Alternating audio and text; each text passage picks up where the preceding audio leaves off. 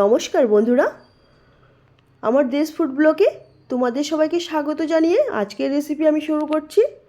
আজকের আমার রেসিপিতে রয়েছে শস্য বাটা দিয়ে ইলিশ মাছের রেসিপি।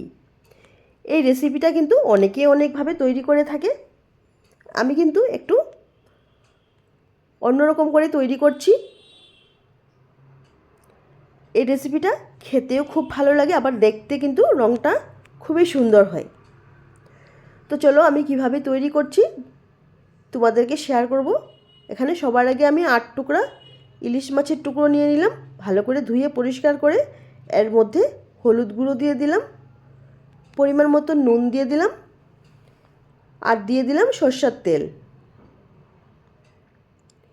এবার সব কিছু দিয়ে মাছগুলোকে দুই পাশে ভালো করে আমি মেখে নেব। এভাবে আমি সব কয়টা মাছকে খুব ভালো করে মেখে নেব, তারপর 10 মিনিট ম্যারিনেট করার জন্য রেখে দেব। অপর দিকে আমি মশলার জন্য নিয়ে নিলাম 2 চা চামচ কালো সরষে,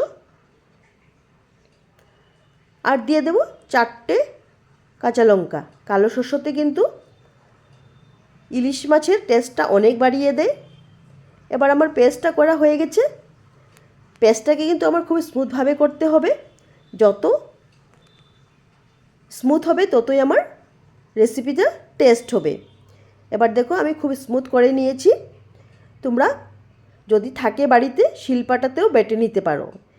এবার আমি মাছগুলোকে তেলের মধ্যে একটা একটা করে দিয়ে ভেজে নিচ্ছি। দুই পাশটাই আমি হালকা হালকা করে ভেজে নেব, খুব কড়া করে ভাজতে লাগবে না, তাতে কিন্তু ইলিশ মাছের টেস্টটা কিছুটা চলে যায়। তার জন্য আমি হালকাভাবে ভেজে নিচ্ছি।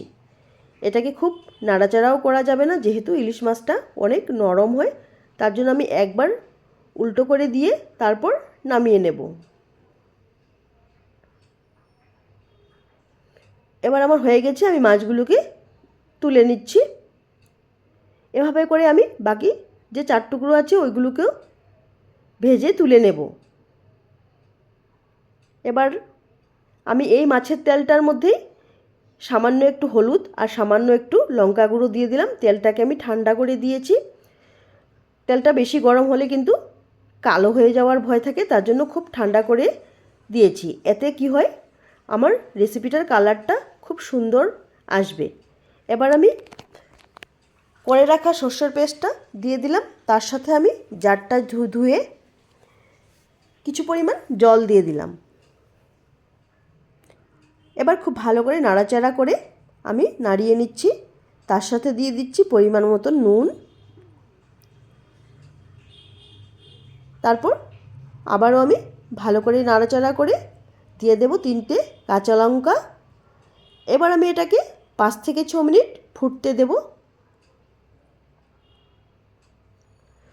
তো 6 মিনিট ফোটার পর আমি ভেজে রাখা মাছগুলো ঝোলের মধ্যে ছেড়ে দিয়েছি।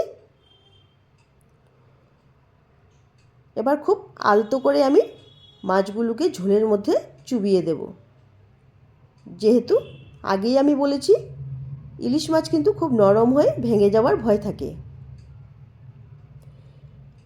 এবার আমি আবারও 4 থেকে 5 মিনিট হতে দেব।